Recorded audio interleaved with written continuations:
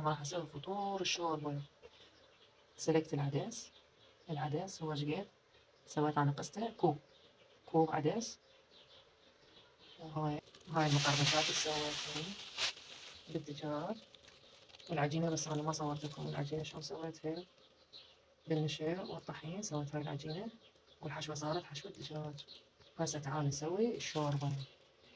أول شي نحط هواء بالخلاط، لأن هي مسلوقة أنا سلقتها وكملتها. هسه راح أحطها بالخلاط. راح أحط العدس كله بالخلاط بعد ما فرغناه من الجدرية، وراح نروح نهرسه بالخلاط. هذا كوب مي فوق العدس على مود ينهرس بسرعة.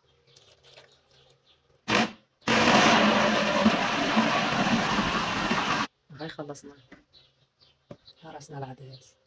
هاي الجدرية هسه راح نحط، نجيب الزيت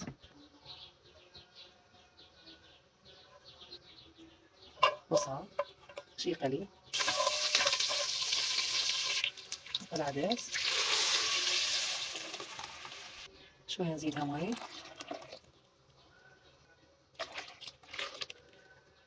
رشة كمون، وهاي مالقة ماجي هسه همنا نحطها.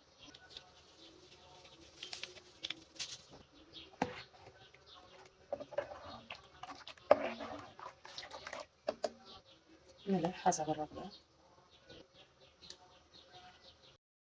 يلا تعالوا نقام نشوف شو سويت بورق.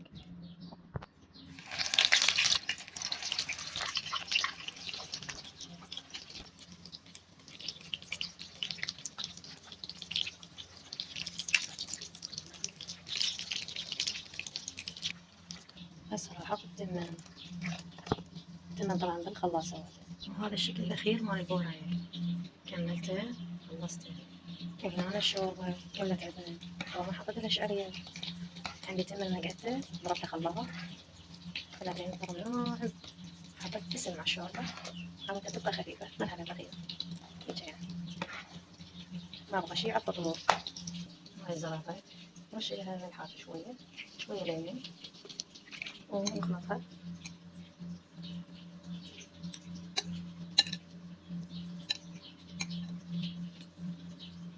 هاي حضرنا زلطة، هاي الورق. وهسه نحط الزلطة شوية كمان